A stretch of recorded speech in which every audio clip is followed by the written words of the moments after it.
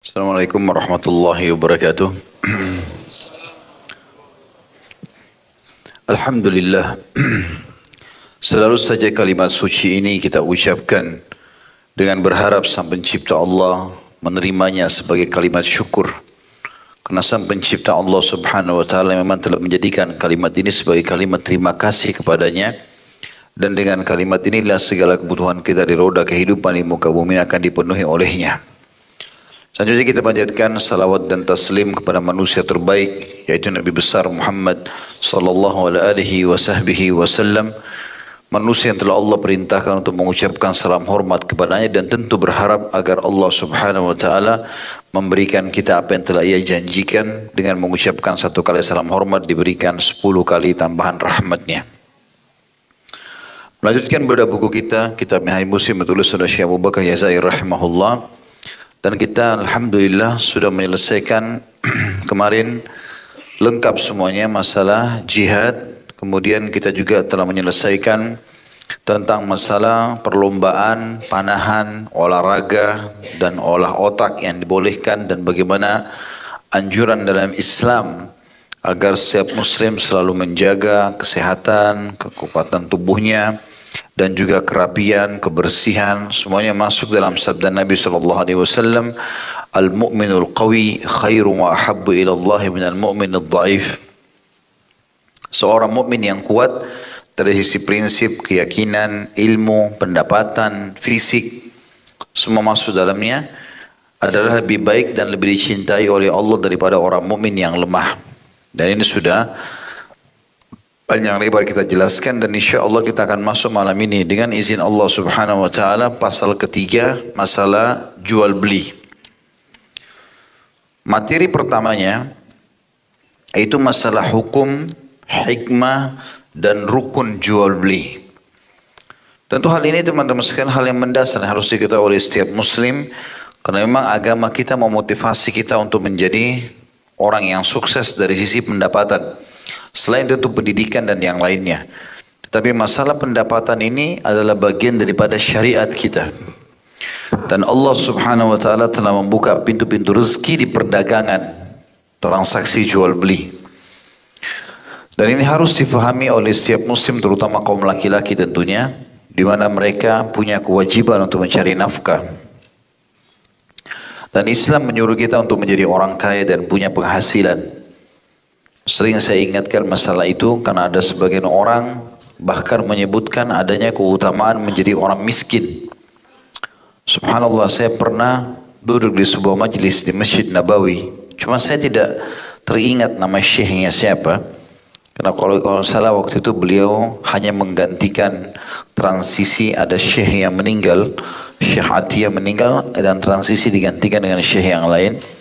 Sempat saya waktu umrah terlintas di majelis beliau, ada satu kalimat yang menarik, beliau sempat sebutkan itu.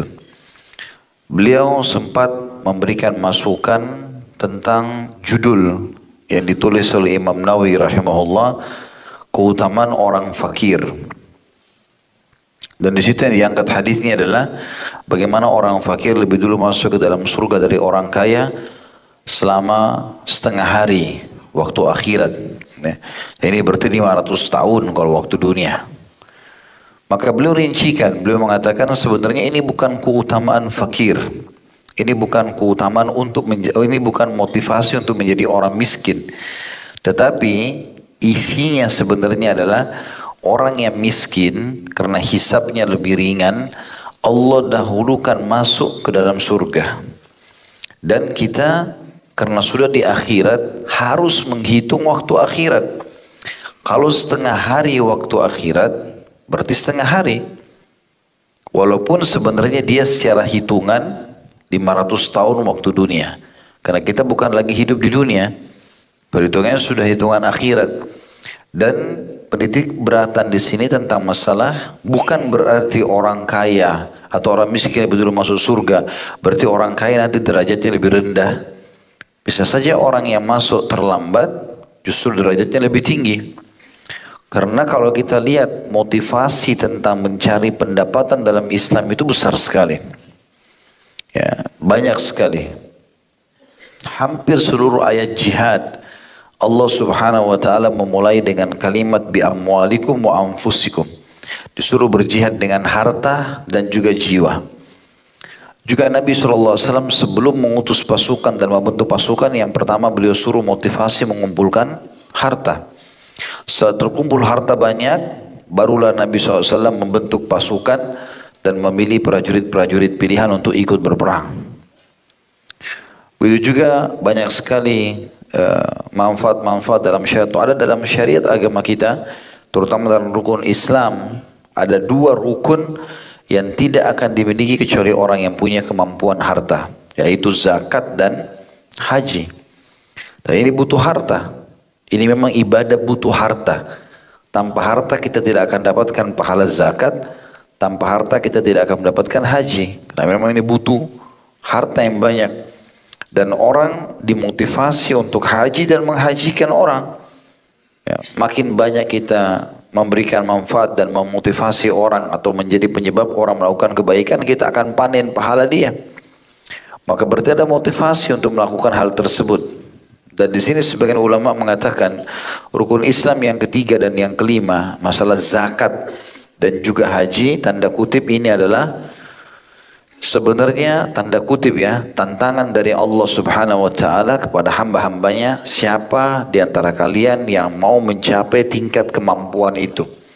Kita jangan justru menilai negatif, oh saya nggak mampu berarti saya nggak usah pikirin zakat, saya nggak mampu berarti nggak usah saya pikirin haji. Ini keliru.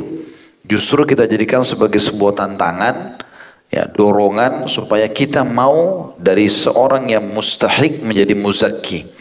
Orang yang tadinya berhak menerima zakat, justru dia target satu waktu berubah menjadi orang yang memberikan zakat.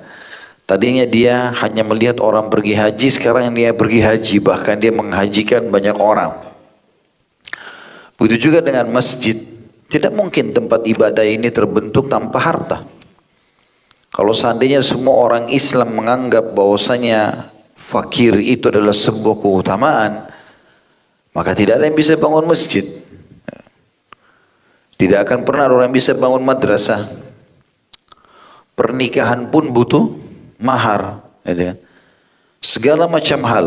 Bahkan sebagian salaf mengatakan tidak akan bersatu antara menuntut ilmu yang luas dan banyak dengan pendeknya waktu dan sedikitnya harta.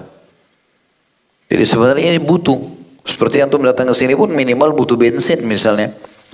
Ada harta yang dibutuhkan, gitu kan. Makanya bab ini dikhususkan oleh para ulama, bahkan bab ini termasuk bab yang sangat panjang, masalah jual beli. Kalau Syekh Abu Bakar Jazair rahimahullah dalam buku beliau ini merincikan, tetapi tidak sepanjang buku-buku yang lainnya. Karena ini penting sekali untuk difahami, karena dia akan membuka banyak pintu rezeki bagi setiap muslim.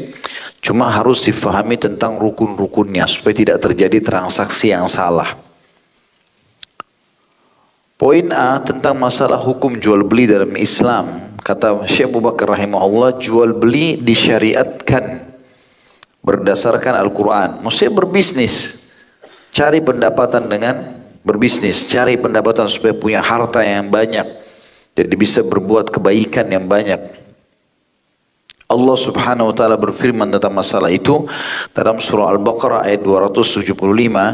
Tentu ini ayat tentang masalah riba, tapi Allah sebutkan di sini masalah jual belinya. A'udzubillahi minasyaitonirrajim wa halallahu al-bai'a wa harrama riba. Padahal Allah telah menghalalkan jual beli dan mengharamkan riba. Karena riba tidak ada transaksi jual beli. Mereka maksudnya umumnya mereka bukan transaksi jual beli, tapi utang piutang yang sengaja dibungahkan atau transaksi yang direkayasa, sehingga pada saat orang terlilit utang tidak bisa bayar, disitalah barang-barangnya. Maka ini bukan transaksi jual beli. Transaksi real adalah ini barang saya, nilainya sekian, ini harganya, silakan Anda bayar. Dia bayar, maka jadi haknya dia barang tersebut, jadi hak kita harta tersebut atau uang itu. Juga berdasarkan as-sunnah al-qawliyah atau dalam kurung sabda Rasulullah SAW dan as-sunnah al-fi'liyah dalam kurung perbuatan Rasulullah SAW secara berbarengan. Suatu ketika Rasulullah SAW melakukan transaksi jual beli dan beliau bersabda, la yabi' hadirun libat. Janganlah orang kota menjualkan barang dagangan milik orang desa. Hadis riwayat Bukhari nomor 2150. Nanti ini ada rinciannya ya. Apa yang dimaksud orang kota tidak boleh menjual barang orang desa. Ada rincian para ulama. Ini masih dalil dulu tentang masalah transaksi jual beli. Juga sabda Nabi SAW hadis yang masyhur, al-bayyi'ani bil khiyari ma lam yatafarraqa. Dua orang yang bertransaksi, mereka masih punya hak khiyar. Artinya memilih meneruskan transaksi atau membatalkan selama mereka belum berpisah. Kalau kita pegang bajunya orang, masih bisa transaksi, belum bayar, belum bawa barang itu, maka masih boleh khiyar namanya. Kalau sudah dibawa pulang, sudah jadi transaksi, maka tergantung akadnya. Kalau akadnya memang dasarnya boleh, silakan Anda bawa pulang, nanti ditukar. Kalau ada yang rusak di rumah, bisa. Tapi kalau tidak ada akad itu, Anda tidak punya hak untuk mengembalikan transaksi atau barang transaksi itu. Ini hukum syar'i. Makanya Umar bin Khattab radhiyallahu anhu pernah satu waktu, nah sebelumnya saya akan kembali kisah Umar. Hadis ini dulu diriwayatkan Bukhari nomor 2079, Muslim 1532. Umar bin Khattab radhiyallahu anhu pernah membeli seekor kuda dari seorang masyarakat Madinah, di mana posisi orang itu masyarakat biasa. Umar bin Khattab sebagai khalifah radhiyallahu anhu majma'in, maka Umar cek kuda itu bagus semuanya, tidak ada masalah. Sampai selesai pembayaran, Umar jalan dengan kuda itu, orang itu jalan, belum jauh, tiba-tiba kuda yang Umar radhiyallahu anhu beli pincang. Maka Umar pun panggil kembali orang itu, ambil kudamu kembali, bagaimana bisa kau jual kuda pincang? Kata orang tersebut, ya Amir Mukminin, Anda sudah cek, kuda itu tidak apa-apa waktu Anda transaksi dengan saya. Masa sudah jalan, baru dia pincang. Umar bilang kalau gitu harus ada hakim di antara kita. Lewatlah Shuraih. Shuraih rahimahullah salah satu qadhi yang masyhur. Dia menjadi hakim di lima khalifah. Di sini awal kisah dia jadi hakim di zaman Umar bin Khattab, Utsman bin Affan, Ali bin Abi Thalib, Muawiyah bin Abi Sufyan dan Yazid bin Muawiyah radhiyallahu anhum ajma'in. Intinya pada saat itu lewat Shuraih, lalu Umar mengatakan Shuraih jadi hakim di antara kita. Kata orang itu, saya setuju. Kemudian Umar bin Khattab tanya, hai Shuraih, terjadi begini dan begitu. Setelah Shuraih tangkap masalahnya, Shuraih mengatakan, wahai Amir Mu'minin, Anda kalau mau kembalikan kuda itu, kembalikan dalam kondisi seperti Anda beli pertama. Atau ambillah kuda itu. Mau cacat, mau mati, gak ada urusan. Karena transaksi sudah selesai dan sudah berpisah. Oleh karena itu sebelum berpisah, hukum syar'inya baru bisa membatalkan atau meneruskan transaksi. Kalau antum sudah bawa pulang, maka tidak boleh lagi. Makanya nanti akan kita pelajari salah satu jenis transaksi yang dilarang adalah mula masa.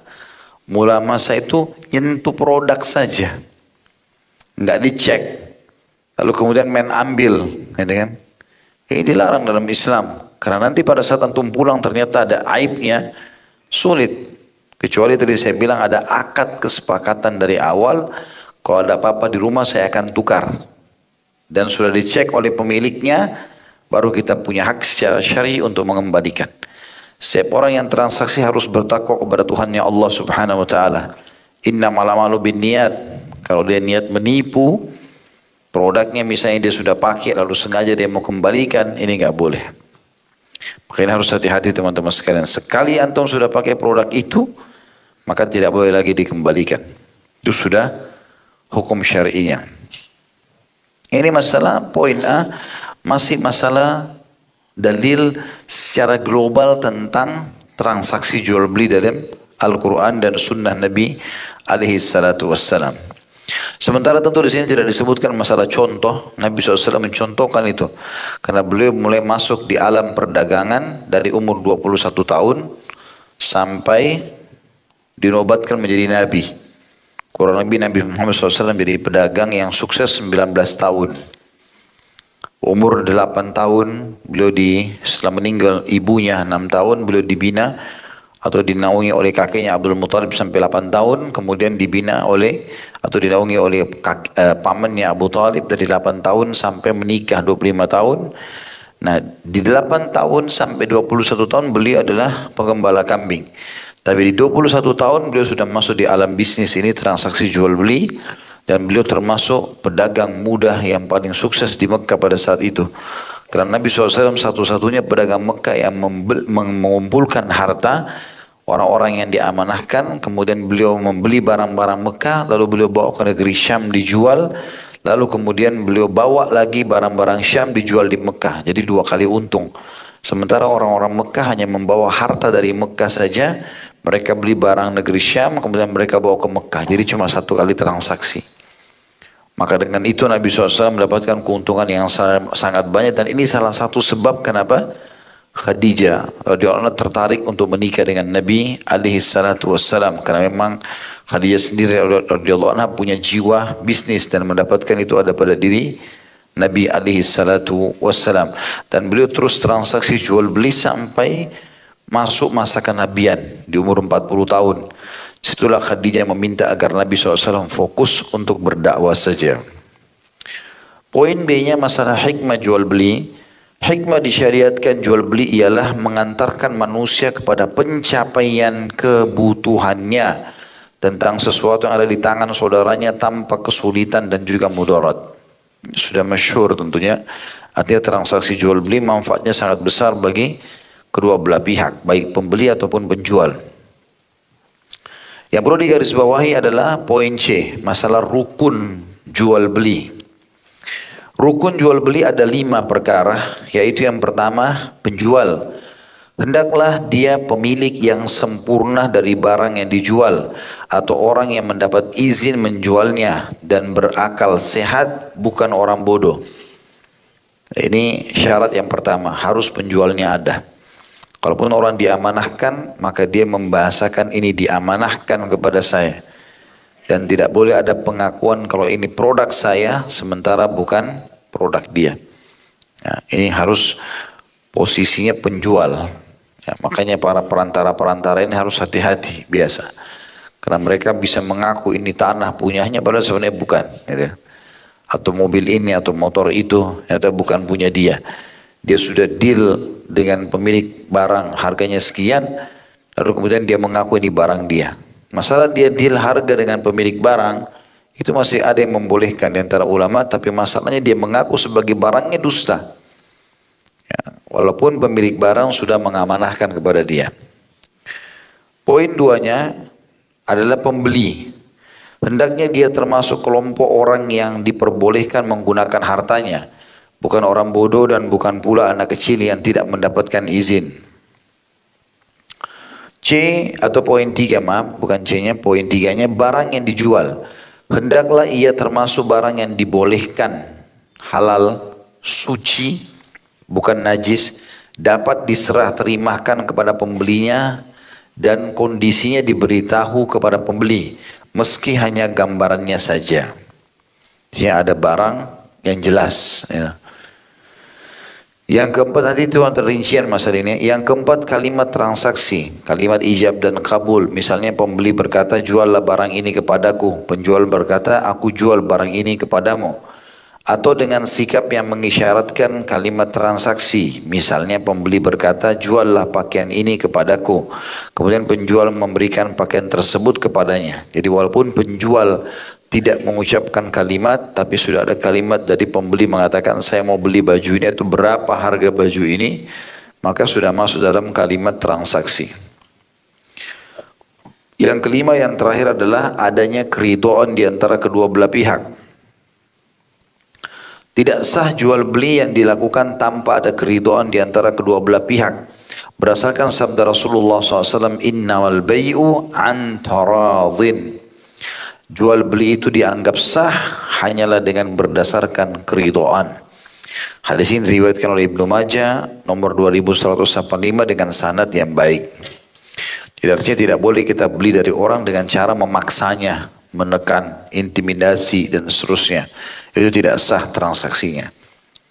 Materi kedua, persyaratan yang dianggap sah dalam jual beli dan persyaratan yang tidak dianggap sah. Poin A-nya, persyaratan jual beli yang dianggap sah adalah sah mensyaratkan adanya suatu sifat dalam jual beli Jika sifat yang disyaratkan itu terpenuhi, maka jual beli dianggap sah. Namun jika tidak terpenuhi, maka jual beli dianggap tidak sah. Misalnya, pembeli kitab mensyaratkan kertasnya berwarna kuning, atau pembeli rumah mensyaratkan pintunya terbuat dari besi, atau rumah ini saya beli tapi dicat bagi ya, atau diperbaiki ini, atau diganti modelnya, kamar mandinya dengan ini. Ini boleh transaksi dalam Islam, memberikan syarat selama syarat itu bukan hal yang bermaksiat kepada Allah. Contoh bermaksiat misalnya orang mengatakan saya mau beli rumah ini tapi ubah bagian depannya jadi diskotik. Misal, kita nggak boleh terima sebagai seorang muslim, itu haram dalam Islam. Itu urusan dia mau ganti terserah nanti, tapi yang jelas kita nggak akan hukum syarat tersebut. Begitu juga sah hukumnya mensyaratkan adanya satu manfaat tertentu di dalam jual beli. Misal, mensyaratkan penjual binatang ternak supaya mengantarkannya ke tempat yang telah ditentukan. Atau penjual rumah mensyaratkan agar dibolehkan menempatinya selama sebulan. Atau pembeli mensyaratkan kain yang akan dibelinya telah dijahit. Jadi kalau antum transaksi jual beli, rumah ini antum mau jual misalnya, tapi antum bilang saya masih mau pakai sebulan ya. Syarat manfaat di sini ya, kita ambil manfaat darinya. Atau pembeli kayu bakar mensyaratkan kayu bakar yang akan dibelinya telah dibelah. Karena Jabir radhiyallahu anhu ketika menjual unta kepada Rasulullah SAW, maka ia mensyaratkan supaya diperbolehkan menaiki unta yang telah dijualnya itu hingga tiba di tempat tujuannya. Poin B-nya tentang persyaratan jual beli yang dianggap tidak sah. Kalau tadi sah, kita bisa mensifatinya ya. Tadi seperti misalnya saya mau beli rumah ini tapi ganti catnya, atau manfaat saya mau beli ya barang ini atau hewan ternak ini tapi antar sampai ke alamat saya. Kalau yang dianggap tidak sah, yang pertama mengumpulkan dua persyaratan dalam satu akad jual beli. Misalnya pembeli mensyaratkan bahwa kayu bakar yang dibelinya dalam keadaan telah dibelah dan juga mensyaratkan supaya mengantarkannya. Berdasarkan sabda Rasulullah SAW, la yahillu salafun wa bai' wala syartani fi bai'. Tidak dihalalkan menyatukan pinjaman dengan syarat penjualan dan tidak juga menyatukan dua persyaratan dalam satu akad jual beli. Hadis ini diriwayatkan Abu Daud nomor 3504, Tirmidzi 1234. Jadi maksudnya adalah satu syarat saja cukup ya, supaya tidak memberatkan penjual. Ya, di sini dikasih contoh, pembeli mensyaratkan bahwa kayu bakar yang dibelinya dalam keadaan telah dibelah, juga mensyaratkan supaya mengantarkannya. Yang kedua, mensyaratkan sesuatu yang merusak asal hukum jual beli atau yang boleh, seperti penjual binatang ternak mensyaratkan pembelinya tidak menjualnya kembali, atau tidak menjualnya kepada Zaid, atau tidak menghadiahkannya kepada Umar, atau penjualnya mensyaratkan kepada pembelinya supaya dipinjami atau dijual kepadanya suatu barang. Jadi tidak sah transaksi ini ya. Kalau dia bilang saya jual rumah ini, tapi dengan syarat kalau kau sudah beli nggak boleh kau jual pada si Zaid atau si Umar atau si Ahmad, nggak ada urusannya. Si pembeli kalau sudah beli dia mau jual sama siapapun urusannya tidak ada sama kita. Seperti itu, karena kita penjualnya sudah melepasnya. Begitu juga dia misalnya mengatakan saya mau jual rumah ini tapi dengan syarat kau pinjamkan saya begini dan begitu. Tidak boleh sama sekali. Transaksi dulu jual beli. Masalah akad utang piutang setelah itu berbeda dengan akad transaksi jual beli tadi. Berdasarkan sabda Rasulullah SAW, la yahillu salafun wa bai' wala syaratan fi bai' wala bai'un ma laysa indak. Tidak dihalalkan menyatukan pinjaman dengan syarat penjualan, dan tidak pula menyatukan dua persyaratan dalam satu akad jual beli, serta tidak pula menjual suatu barang yang bukan milikmu. Hadis riwayat Abu Daud nomor 3504, Tirmidzi 1234. Ya. Jadi tidak boleh transaksi tapi sambil utang. Ya. Itu dilarang di sini, dan tidak pula menyatukan dua persyaratan tadi yang memberatkan penjual. Ya. Satu syarat cukup, Dan juga tidak pula menjual satu barang yang bukan milik kita. Jadi kalau bukan milik kita, kita mengatakan ini bukan milik saya. Saya cuma dititipkan, saya cuma diamanahkan. Yang ketiga, persyaratan batil yang akadnya dianggap sah, namun syarat tersebut dianggap batal. Misalnya, penjual mensyaratkan kepada pembeli agar tidak jual rugi ketika ingin menjual barang tersebut. Atau penjual mensyaratkan perwalian budak yang dijualnya kepadanya. Persyaratan dalam kedua contoh di atas dikategorikan batal. Sedangkan jual belinya dianggap sah.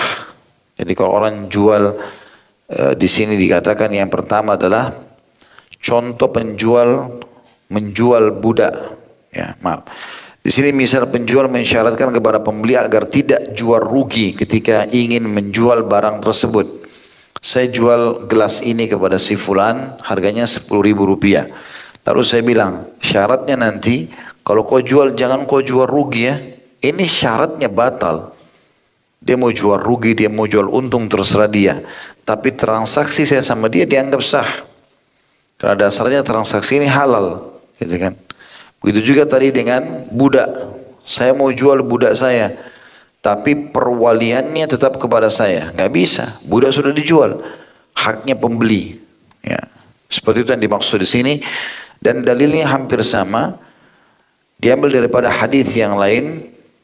Sabda Rasulullah SAW, "Man ishtarata syartan laisa fi kitabillahi fahuwa batil wa in kana mi'ata syartin." Barang siapa yang mensyaratkan suatu persyaratan yang tidak terdapat dalam kitab Allah Al-Quran, maka persyaratannya dianggap batil meskipun 100 persyaratan. Hadis ini riwayat Bukhari nomor 2155, Abu Daud 3929 dan juga Al-Hakim, dan dikategorikan hadis sahih. Jadi ini 3 macam transaksi yang syaratnya dianggap tidak sah, ya, atau jual beli dianggap tidak sah. Materi ketiga, hukum khiyar, masalah memilih dalam jual beli, melanjutkan atau membatalkan transaksi. Khiyar disyariatkan di dalam jual beli dalam beberapa masalah berikut ini. Yang pertama, selama penjual dan pembeli masih berada di tempat transaksi, masih di titik yang sama, lokasi yang sama, sebelum keduanya berpisah, maka masing-masing dari keduanya berhak untuk khiyar atau memilih antara melanjutkan transaksi jual beli atau membatalkannya. Berdasarkan sabda Rasulullah SAW, "Al-bayyi'ani bil khiyari ma lam yatafarraqa, fa in sadaqa wa bayyana burika lahuma fi bay'ihima, wa in katama wa kadzaba muhiqat barakatu bay'ihima." Dua orang yang melakukan jual beli berhak untuk khiyar atau dalam kurung majlis selama keduanya belum berpisah, masih boleh membatalkan atau melanjutkan. Jika keduanya berlaku jujur dan terbuka, transparan, maka jual beli keduanya akan diberkahi. Walaupun barang bekas, yang menerima barang bekas akan bertahan lama barang itu, yang menerima uang juga walaupun sedikit akan berkah atau akan bertahan atau memberikan manfaat yang banyak.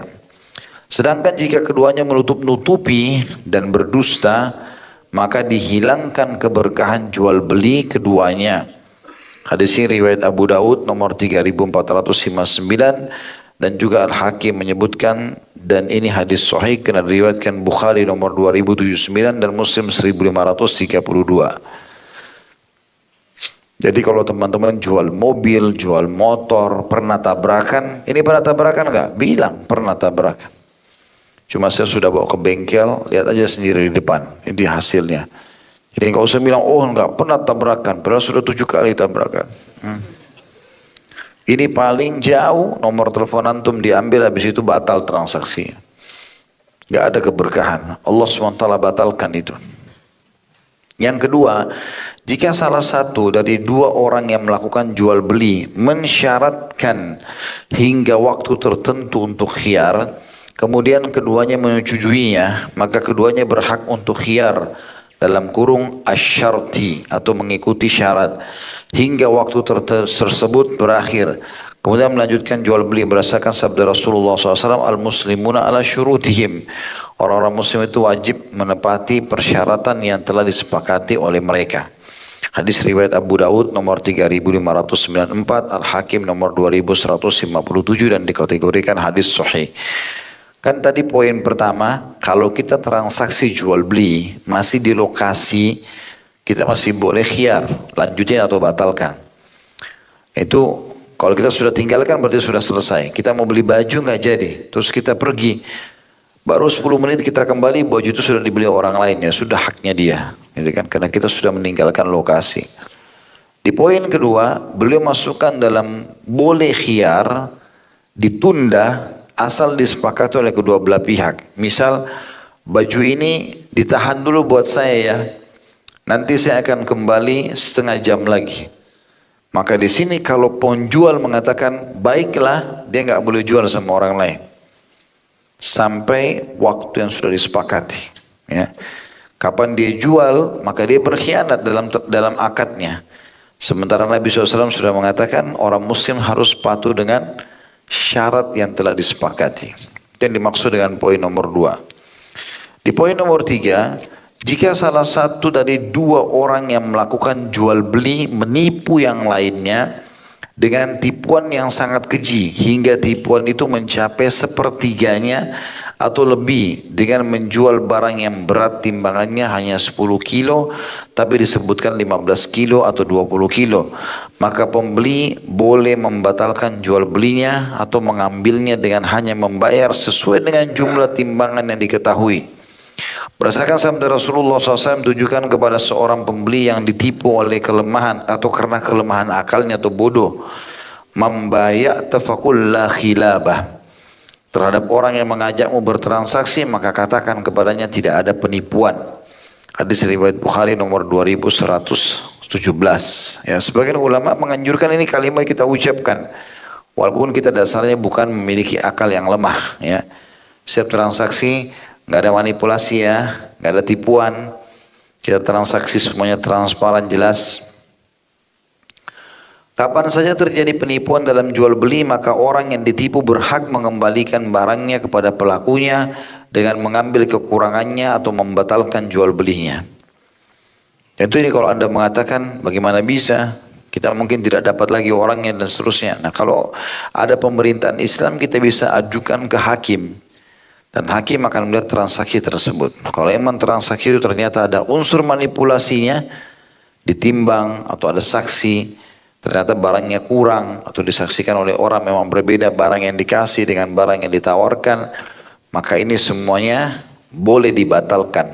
Dan pemerintah harus turun tangan untuk membantu orang yang terzalimi di sini. Poin keempat dalam hukum khiyar atau transaksi dilanjutin atau dibatalkan adalah jika penjual merahasiakan satu cacat pada barang yang dijualnya dengan memperlihatkan barang yang baik serta menyembunyikan barang yang jelek, atau menampakkan barang yang masih utuh dan menyembunyikan barang yang sudah rusak, atau mengumpulkan air susu kambing pada ambingnya dalam kurung kantong kelenjar susu supaya dianggap subur air susunya, maka pembeli berhak untuk khiyar antara membatalkan jual beli atau melanjutkannya. Biasa kan ada orang begitu, digundukan berasnya atau gandumnya atau kurmanya bagus. Pada saat orang beli, dia ambil dari dalam yang jelek. Kalau dimasukkan ke dalam kresek misalnya, maka ini pembeli punya hak. Kalau dia sudah periksa ternyata salah, dia bisa batalin secara hukum syar'i. Karena tidak seperti apa yang telah dijanjikan. Kalau dimaksud dengan kambing ditahan susunya, kambing itu biasanya kalau sudah penuh kantongnya itu harus diperah, gitu kan?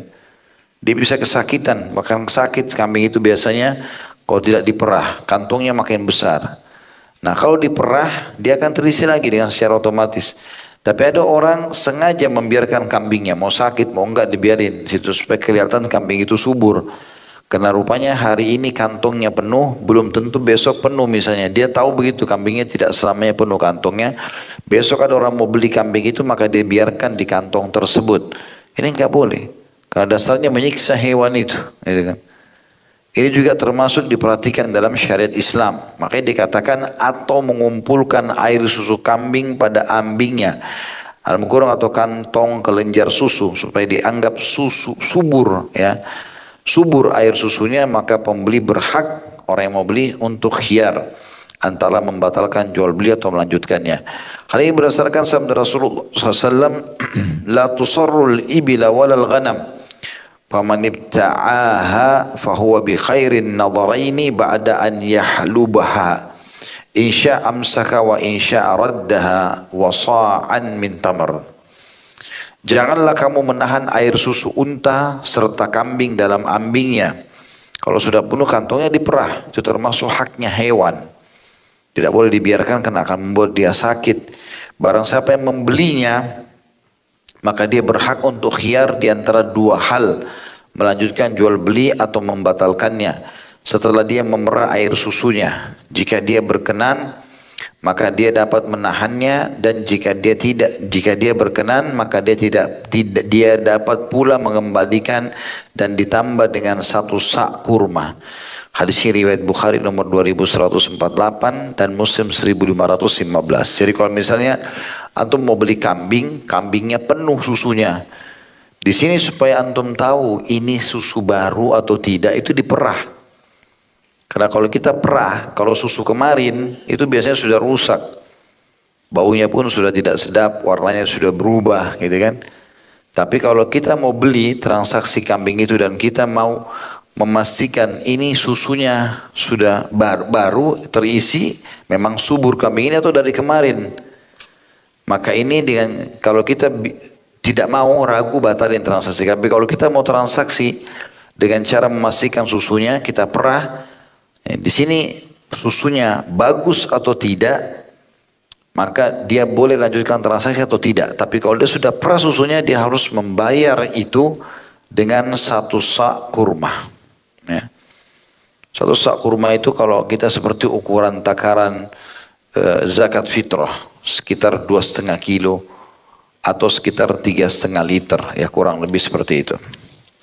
Diberikan kepada pemilik kambing karena dia sudah memerah susu itu. Ya.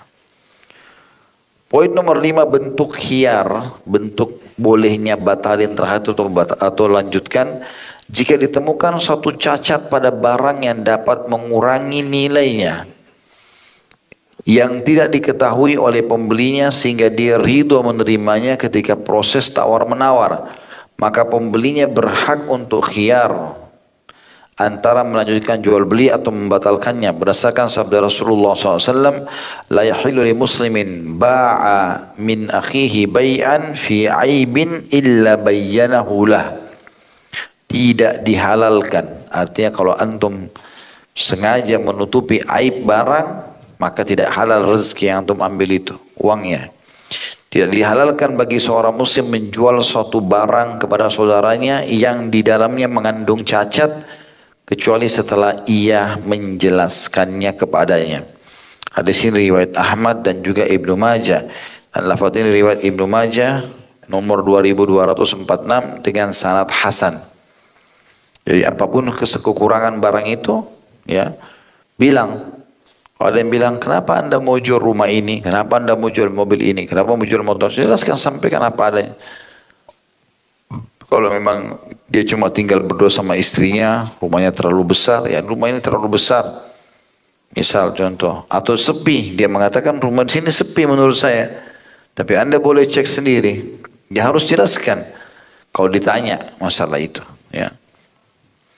Juga sabda Rasulullah SAW, man ghasyana falaysa minna, karena barang siapa, kata Nabi SAW, barang siapa yang menipu kami, sengaja merekayasa, ya, keadaan, warna palsu dan segala macam, maka ia bukan dari golongan kami. Hadis riwayat Muslim nomor 101. Yang terakhir, bentuk contoh transaksi khiyar, boleh lanjutin, boleh tidak. Jika penjual dan pembeli berselisih dalam harga atau sifat barang dagangan, maka masing-masing dari keduanya hendaklah bersumpah. Kemudian keduanya berhak untuk khiyar antara melanjutkan jual beli atau membatalkannya. Jadi kalau itu sangat bagus ya kalau teman-teman transaksi, kita kalau beri uang kepada orang, bilang ini uang saya 100.000, perdengarkan ke dia. Dia pun kalau kita tidak bilang, alangkah baiknya penjual mengatakan uangnya 100.000 ya. Ada beberapa toko biasa bilang begitu ya, itu sangat bagus. Itu bagian daripada syariat kita. Ya, ini sayang sekali banyak umat Islam tidak lakukan. Nah biasanya kalau buru-buru karena terlalu rame, kita kasih dia 100.000, dia lupa. Enggak, dia kira 50.000. Ributlah antara penjual sama pembeli hanya karena tadi nggak disebutin itu. Jadi jika penjual dan pembeli berselisih dalam harga, apakah ini 100.000 atau 50.000 atau sifat barang dagangan, maka masing-masing dari keduanya hendaklah bersumpah mengatakan demi Allah memang tadi begini, yang satu mengatakan demi Allah mestinya begini. Lalu setelah dua-duanya bersumpah mewakilkan Allah di situ, maka mereka punya hak khiyar, boleh lanjutkan transaksi atau tidak. Ya. Hal ini berdasarkan sabda Nabi SAW, "Idza ikhtalafal mutabayyi'ani was-sil'atu qa'imatun wa la bayyinata li ahadihima tahalafa." Jika penjual dan pembeli berselisih, sedangkan barangnya masih ada di situ, serta tidak ditemukan bukti bagi salah satu dari keduanya, hendaklah keduanya bersumpah. Hadis ini riwayat Abu Daud nomor 3511, Tirmidzi nomor 1270, An-Nasai 4648, Ibnu Majah 2486, dan lafaz ini tentu semuanya hadis sahih dan berbeda-beda lafaz saja. Jadi hadis ini menjelaskan kepada kita tentang masalah sumpah berlaku dalam Islam. Kalau Anda mengatakan kan sumpah gampang, orang bohong Ustaz, tidak semudah itu. Kapan orang sudah mengatakan demi Allah, berarti dia libatkan Allah di situ. Dan Allah hukumannya sangat berat. Tidak boleh kita bermain-main. Makanya Nabi SAW berkata dalam sebuah hadis yang lain, siapa yang telah saudaranya bersumpah di hadapannya, maka sebaiknya dia menerimanya. Dia mengatakan demi Allah, ya sudah selesai. Urusan dia sama Allah SWT. Kita sudah cukup mengingatkan. Seperti itulah. Sekarang kita masuk ke macam-macam jual beli yang dilarang. Ya. Jadi ada beberapa transaksi jual beli yang tidak boleh sama sekali kita lakukan. Ya. Ini hukumnya haram dalam Islam. Ini tentu cukup banyak. Kurang lebih ada 15 poin. Ya. Larangan transaksi jual beli. Maaf, 16 poin. Ya.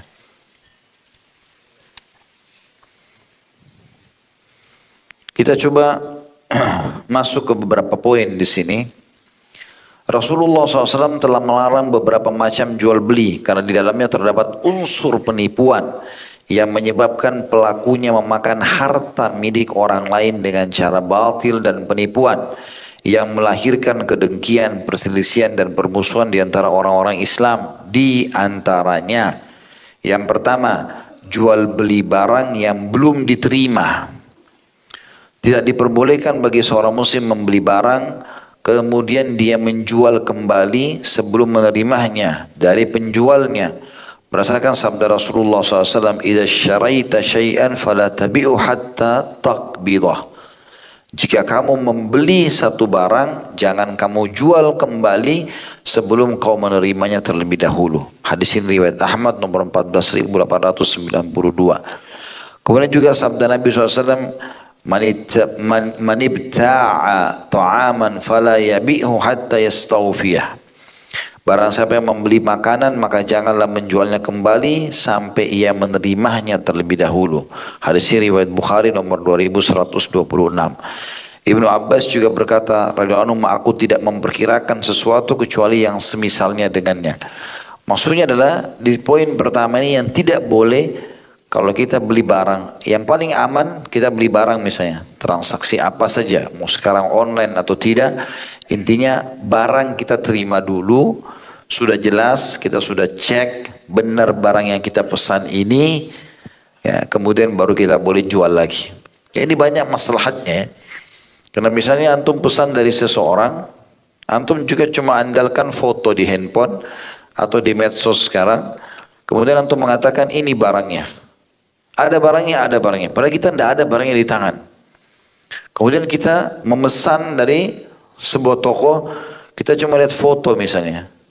Ini dalam hukum ini tidak boleh kita transaksikan kepada pembeli lain, sementara kita juga masih menjadi pembeli di orang lain. Ya.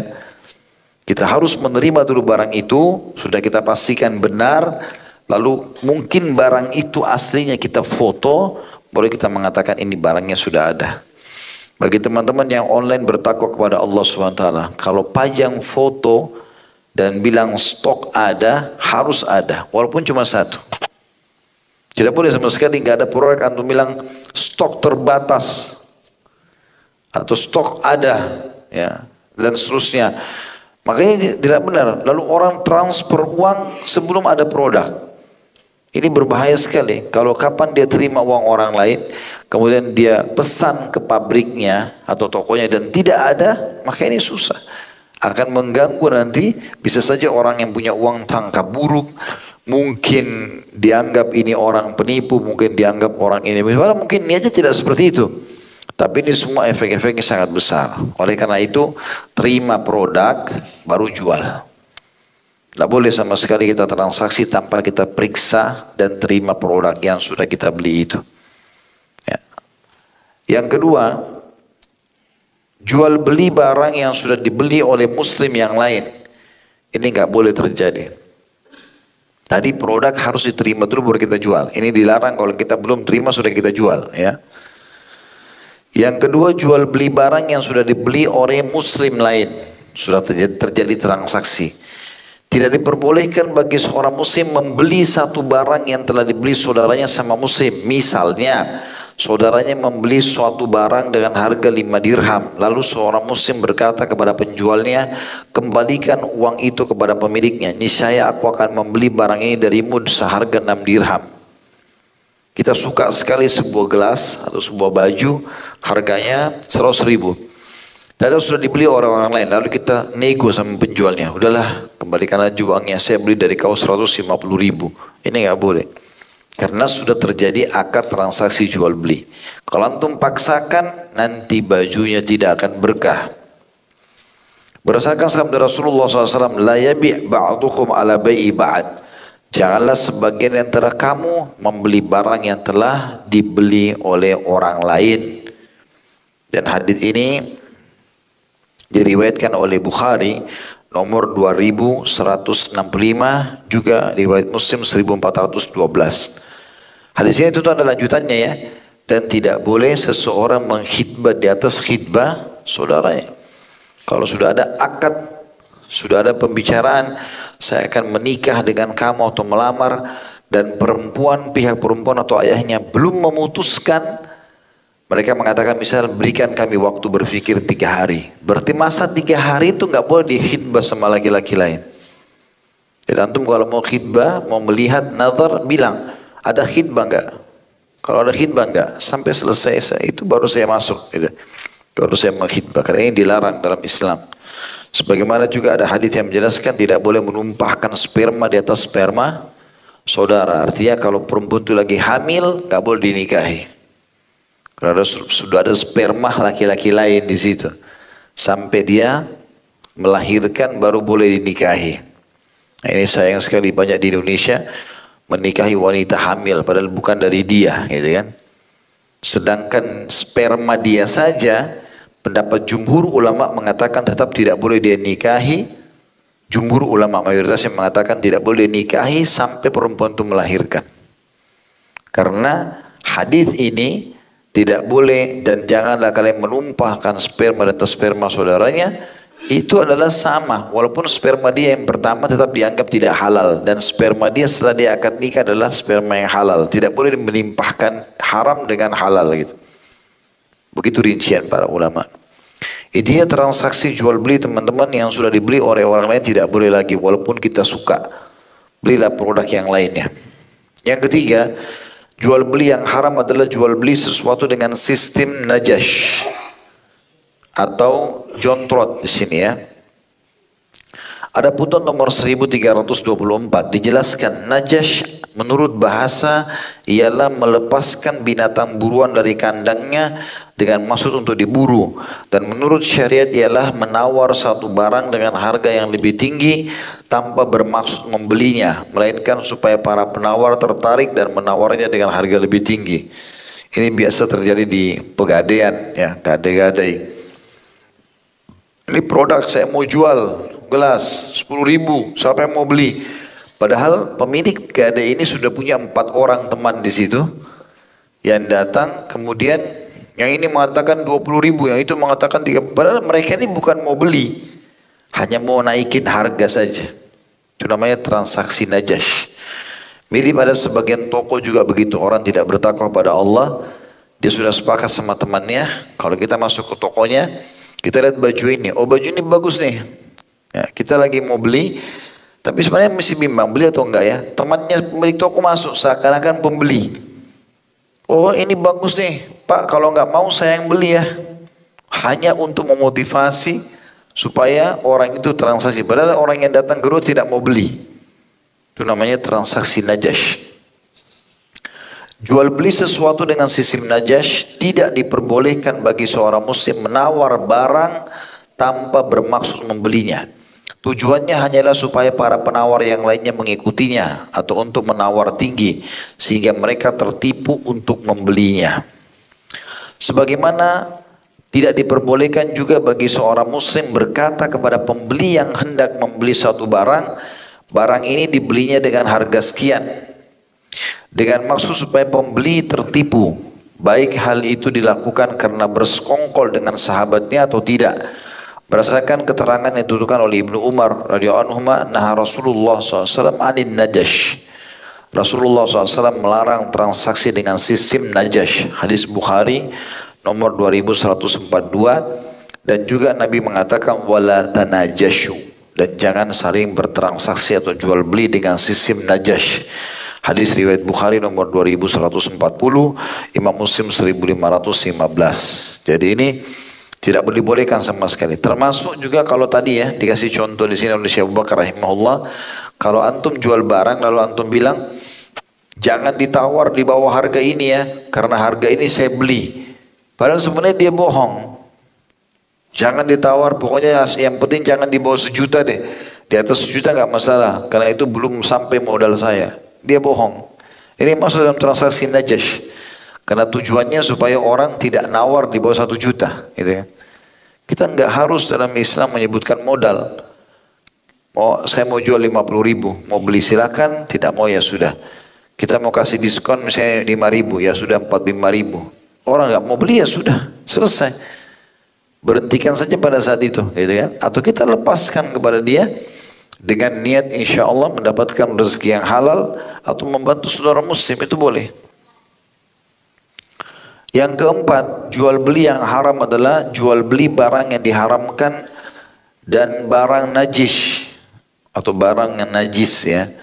Tidak diperbolehkan bagi seorang muslim menjual barang yang diharamkan seperti jual khamar, ya, jual apa saja dalam Islam yang haram, jual babi, jual anjing, jual segala macam. Maksudnya di sini dagingnya ya. Maksudnya anjing itu karena khusus anjing. Ada jenis anjing yang dibolehkan tapi khusus oleh Abu Hanifah juga rahimahullah. Abu Hanifah, jumhur ulama mengatakan anjing nggak boleh ditransaksikan. Abu Hanifah mengkhususkan anjing berburu dibolehkan. Karena dasarnya memang bisa dipakai sebagaimana surah Al-Maidah surah nomor 5 ayat 4 menjelaskan masalah itu.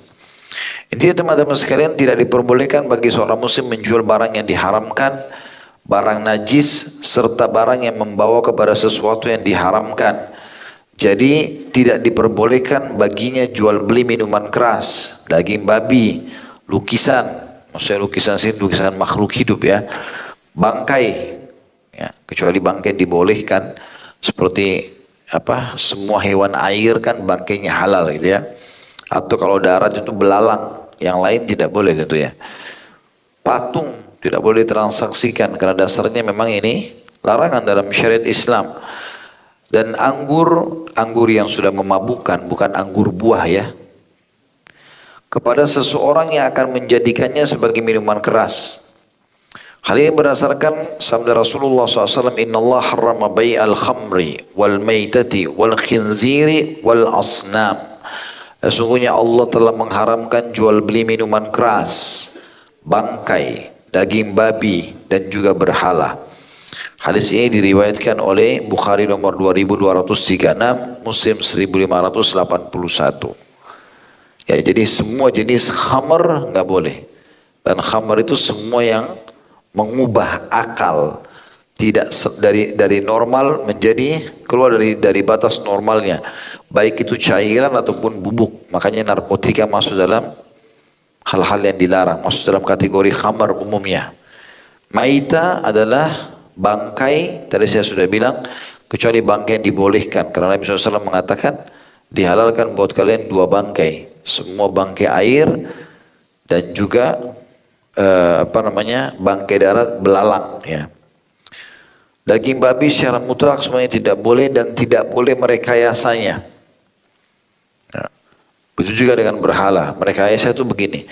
Ada sebuah hadis sahih kata Nabi SAW, semoga Allah membinasakan kaum Yahudi pada saat Allah mengharamkan bangkai buat mereka. Mereka mengeluarkan lemaknya, lalu mereka olah, lalu mereka jual dan memakan nilainya. Pada dasarnya bangkai haram semua, dagingnya dan juga lemaknya. Tapi orang-orang Yahudi menyiasati, daripada dibuang bangkai ini, ambil lemaknya, dijadikan minyak baru dijual. Pada dasarnya dia dari bangkai, hukumnya haram, tidak boleh. Begitu juga dengan berhala, segala macam bentuk patung, ya, dilarang untuk bertransaksi dengannya. Juga sabda Rasulullah SAW, la'anallahul musawwirin. Allah melaknat para pelukis. Sini saya sudah pernah jelaskan makhluk hidup, ya, terutama manusia sama hewan. Kalau pelukis umum, pemandangan, mobil, ya, teman-teman arsitek yang menggambar, ya, rumah segala macam itu masih dibolehkan. Tapi kalau manusia sama hewan itu umumnya disepakati oleh para ulama. Kemudian juga sabda Rasulullah SAW, man habasal inaba ayyamal qitafi hatta yabi'aha min yahudi aw nasrani aw mimman yattakhiduha khamran faqad taqahhama an-nara ala basirah. Barang siapa yang menahan anggur pada musim panen sehingga dia bisa menjualnya kepada orang Yahudi atau orang Nasrani atau orang yang akan menjadikannya sebagai minuman khamr, maka dia telah menceburkan dirinya ke neraka secara terang-terangan. Tentu di sini yang dimaksud adalah orang Yahudi Nasrani yang mengelola itu menjadi khamr, ya. Karena umumnya transaksi jual beli dengan ahli kitab boleh. Nabi SAW bertransaksi dengan mereka dan para sahabat juga bertransaksi. Tapi kapan transaksi itu kita tahu mereka akan gunakan pada sesuatu yang haram, maka tidak boleh sama sekali. Ya.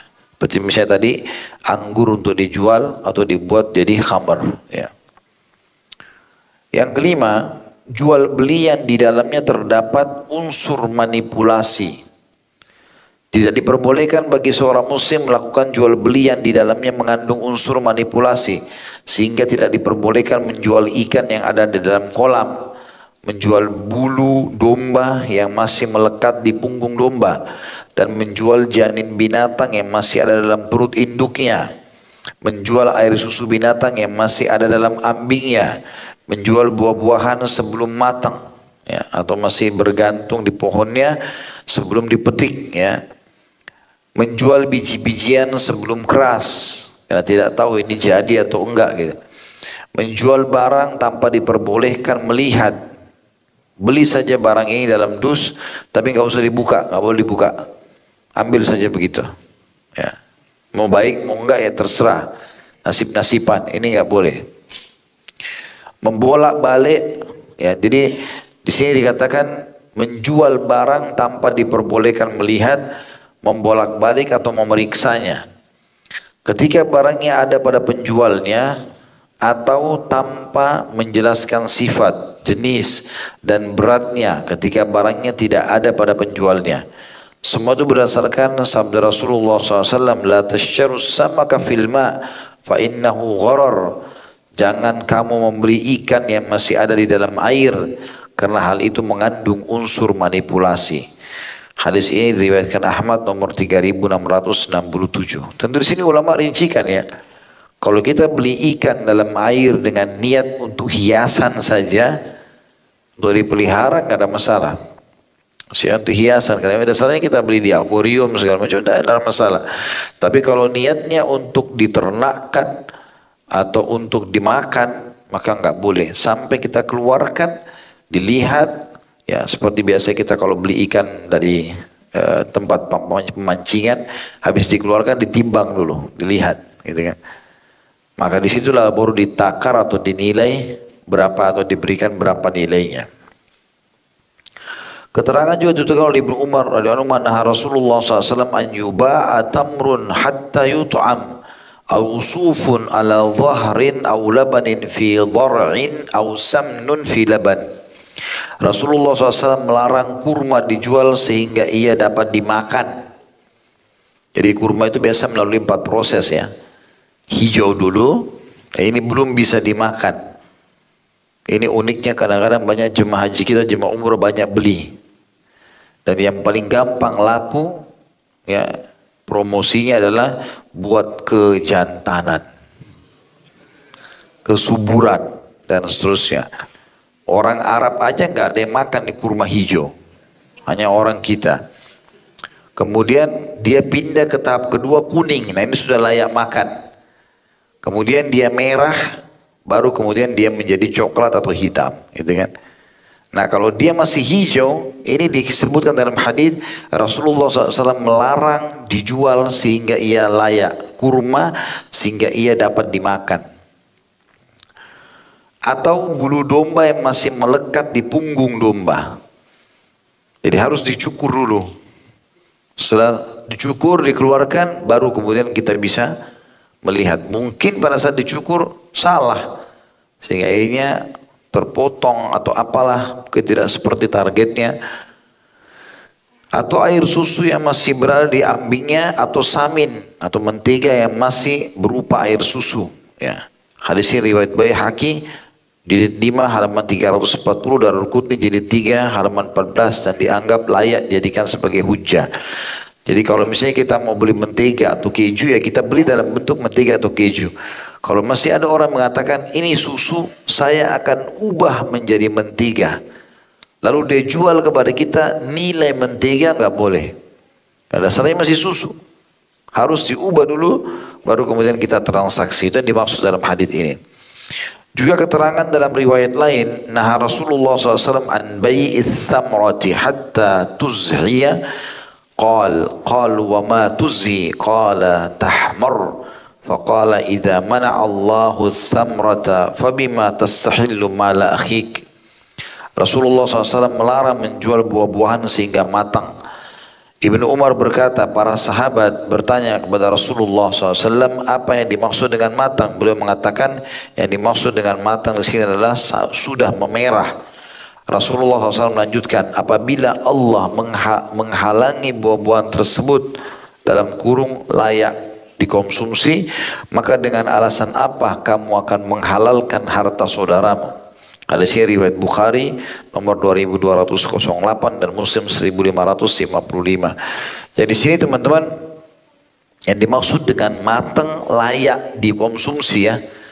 Kayak kita di Indonesia kan kalau kita buat rujak mangga masih mengkal ya, itu berarti sudah layak konsumsi ya. Itu yang dimaksud dengan matang, artinya layak konsumsi.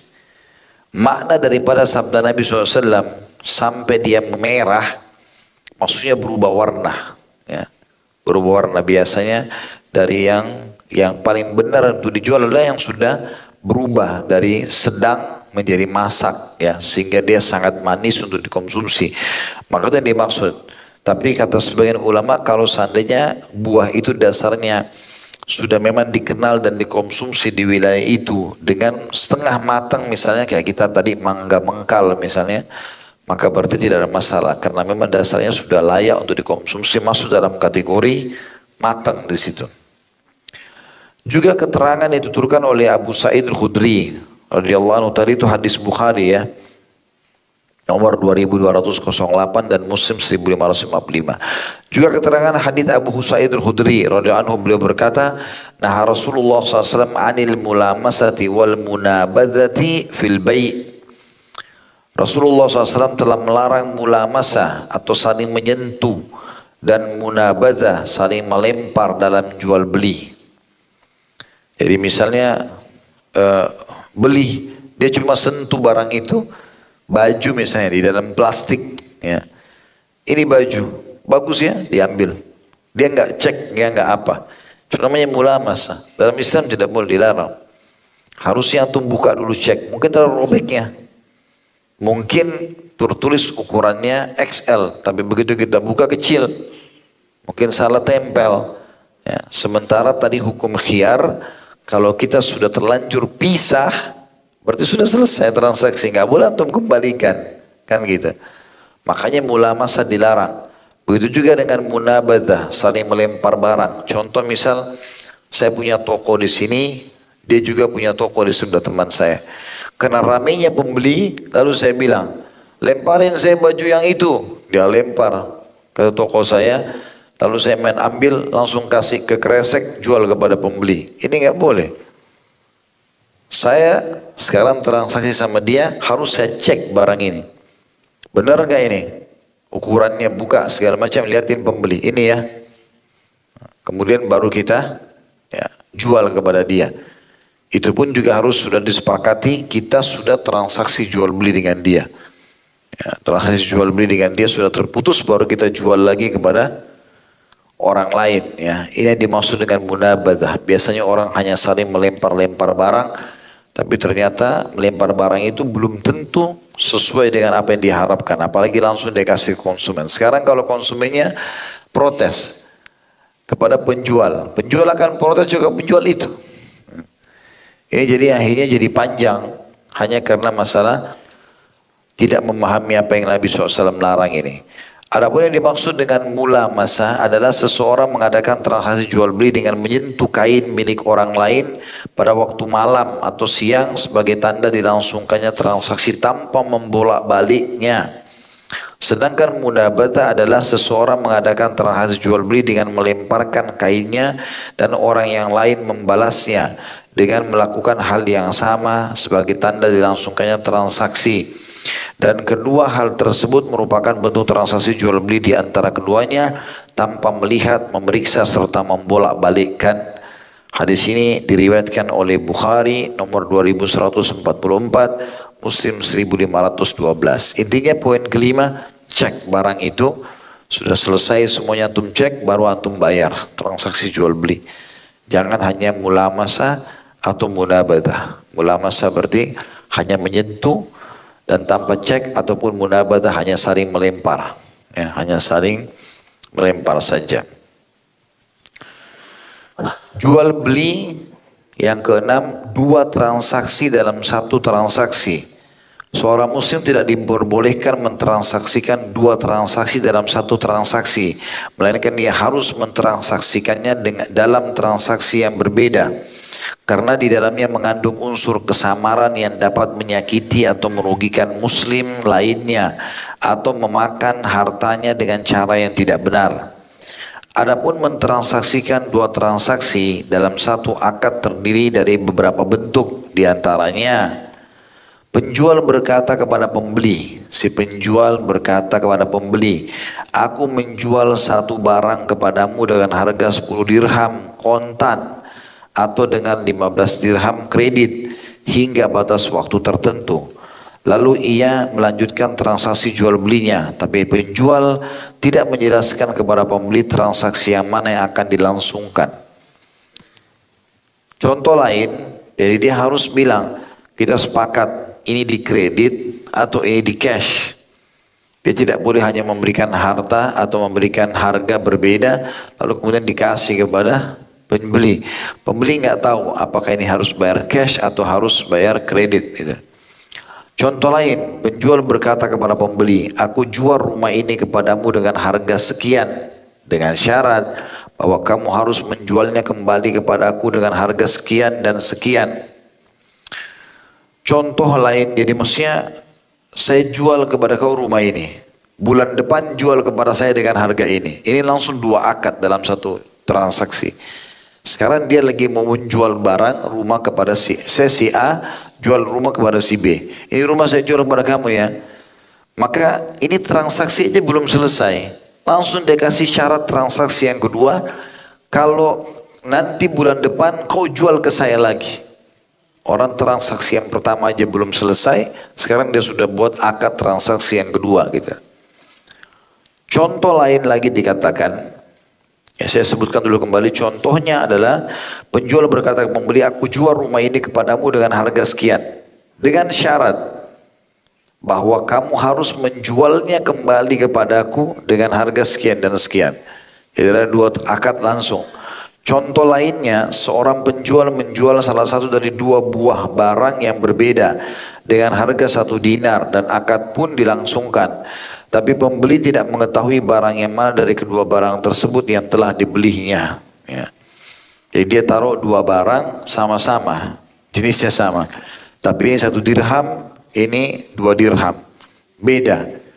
Dan pembeli tidak tahu yang mana yang dia harus beli. Gitu kan. Biasanya begitu ya, mungkin hanya karena beda warna, maka dinaikkan harganya, hanya untuk mempermainkan saja. Karena dianggap, ini kenapa? Oh ini di pasar lebih disukai. Ini tidak ada akad mungkin dalam Islam. Ya sudah antum jual dengan harga yang sama, karena produknya sama. Gitu kan. Tidak boleh meletakkan dua harga yang berbeda di satu produk. Nanti akhirnya kesannya ada dua transaksi. Jadi kalau dia mau beli dua barang, berarti ini lain harganya, padahal transaksinya satu, gitu kan? Seperti itu.